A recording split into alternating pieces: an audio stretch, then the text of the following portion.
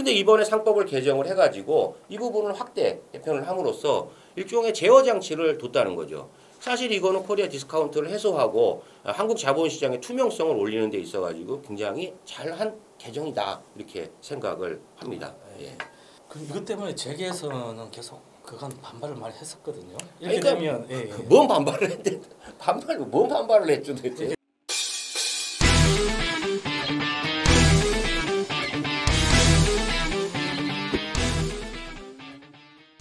안녕하세요. 안녕하세요.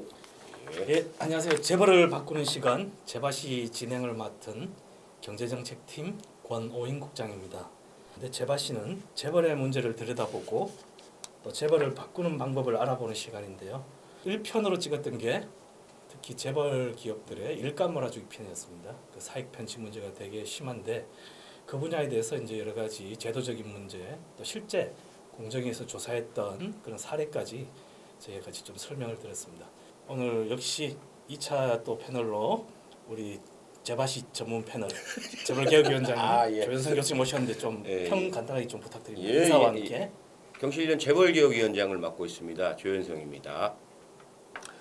지난번에 저희가 그 1편 찍은 거 쇼츠로 예고편을 올려드렸는데 지금 뭐 반응이 폭발적입니다. 아직 좋아요, 구독 못하신 분들 빨리빨리 좋아요, 구독 눌러주시면 저희에게 큰 힘이 될 것 같습니다. 오늘은 이제 재밭이 2편이 되는데요. 최근 잘 아시겠지만 이재명 정부가 들어서고 또 그전에도 그런 바람이 있었습니다만 상법 개정이 최근 1차, 2차에 대해서 이루어졌었죠. 예, 그 때문에 재계라든지 또 사회적인 약간 되게 떠들썩한 그런 이제 논란들이 있었는데요. 오늘은 이제 상법 개정에 대해서 좀 알아보는 시간을 좀 갖도록 하겠습니다. 먼저 이제 현재까지 2차까지 이루어졌기 때문에 1차와 2차에서 좀 나눠서 저희가 설명을 드리도록 하고요. 1차 같은 경우는 핵심적으로 잘 아시겠지만 그 7월달에 이루어졌는데 이사회 충실 의무 예. 주주를 이제 넣어서 이제 이쪽으로 확대한 부분이었습니다. 그렇죠. 예. 먼저 1차의 그 핵심적인 내용이었다고 보시면 됩니다. 다른 부분도 있는데 그렇죠. 이사 이제 충실 의무 이 부분에 대해서 좀 설명해 주시면 감사하겠습니다.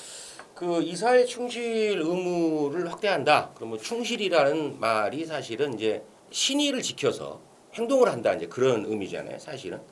그러니까 이게 민법에서도 신의칙의 원칙 뭐 이런 거를 가르치는 걸로 예전에 아주 그 대학 때 배웠을 때 기억이 나는데 기본적으로 신의 성실로 움직여야 되고 이제 그런 것들이 이사회 충실의 의무인데 사실 뭐 그동안 대한민국에서 대기업 집단 소위 말해서 재벌로 불리우는 집단이 그렇게 했는지 여기에 대해서는 뭐 굉장히 의문이 들고 그러다가 보니까 지배주주의 어떤 소수 집단의 이익 혹은 더 나아가서 아주 안 좋게는 그 사적 이익을 위해서 회사에 이제 손해를 끼치는 그러다 보니까 결국에는 그 손해가 어디로 가겠습니까? 소액주주에게 손해가 간다는 거죠. 그러니까 이런 현상을 소위 이제 터널링이라고 하는데 사실은 지난 그 몇십 년간 아주 오랜 기간 동안 한국의 어떤 재계에서는 이런 문제가 지속적으로 반복이 되어 왔죠.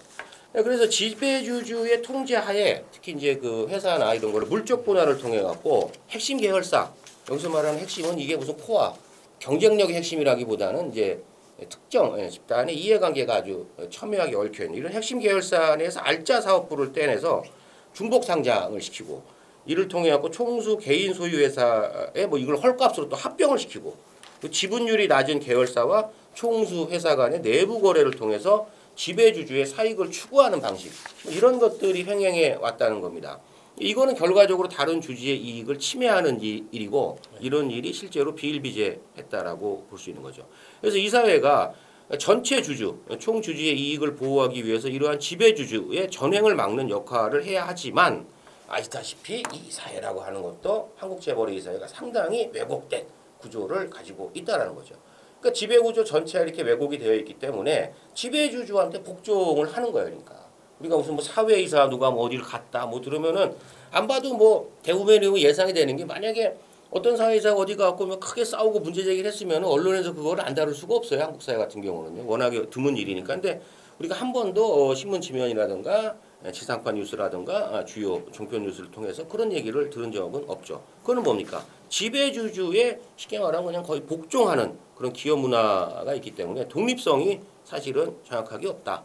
그러니까 그러면 여기까지가 지금까지 반복이 되어 있는 상황인데 이게 어떻게 되느냐? 결국에는 외부에서 특히 외국인 투자자들이라든가 전체적인 글로벌 자본시장에서 봤을 때 한국 자본시장의 이 투명성과 공정성 뭐 이런 것들에 의심을 받게 되는 거죠. 그게 코리아 디스카운트라고 하는 아주 오랜 기간 동안 최근에서야 디스카운트라고 하는 표현을 이제 언론에서도 많이 쓰니까 우리 뭐 시민들이나 국민 여러분들이 조금 많이 귀에 익숙하겠지만은 디스카운트가 뭡니까? 원래 값어치보다 제값을 못 받는 거예요.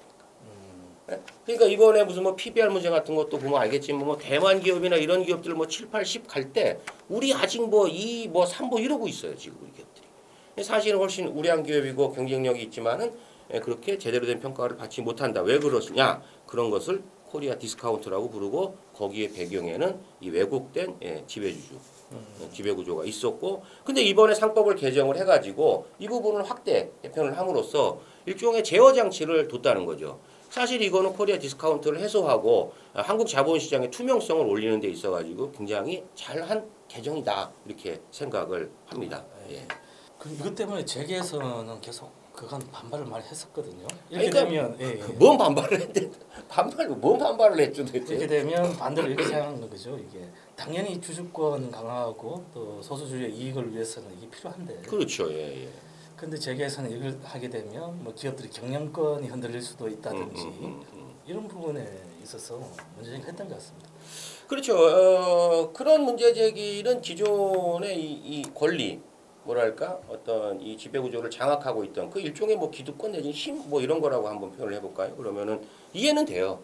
내가 잘 갖고 있었는데 갑자기 이거를 약화시키려고 하니까 뭐 어떤 사람이나 어떤 집단이라도 반발을 하겠죠. 그런데 기업의 사실은 경영권이라고 하는 것은 기업의 경쟁력이 확보가 되면은 가만히 앉아 있는 사람도 데려다가 CEO를 시키는 거고 이사회 의장을 시키는 거고 이렇게 굴러가는 거예요. 그러니까 우리가 소위 말해가지고 뭐 최근에 뭐 트럼프 들어오고 나가지고는 이제 어떤지는 모르겠습니다만은 서구 자본시장 같은 걸로 보게 되면은 뭐 그 CEO들 막 이적하고 뭐 이사회 복하면 바뀌고 막 이런 게 다 뭡니까?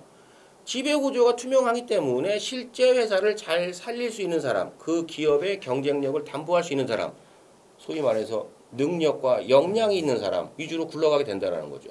그렇게 해서 기업이 성장을 하면은 주주 가치가 올라가게 되는데 그럼 이게 더 중요한 문제인지 아니면은 기존에 가지고 있던 특정 뭐 소수 특정 이 사람들의 기득권 내지는 그 지배 구조를 유지해서 경영권을 지켜내는 게 그게 더 중요한 건지 이것은 한번 생각해 봐야 될 문제입니다. 특히 주식 투자하시는 분들은 무슨 말씀인지 잘 아실 거예요. 그죠? 아니 뭐로 가면 뭐 어떻습니까? 서울만 가면 되는 거지. 그렇지 않습니까?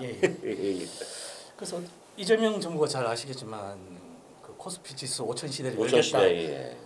그리고 코리아 디스카운트도 이제 어느 정도 줄이겠다. 근데 꼭 그 길을 가기 위해서 필요한 제도다 이렇게 볼 수 있겠네요. 그럼요. 왜냐하면 이게 투명성이라고 하는 게 이게 굉장히 중요한 겁니다. 그러니까 무슨 얘기냐면은 우리가 지금 중국 같은 경우도 자본시장을 보게 되면은요, 우리가 본토에 직접 투자를 못해 이제 그런 것들도 중국 시장의 투명성에 의심을 주는 거고.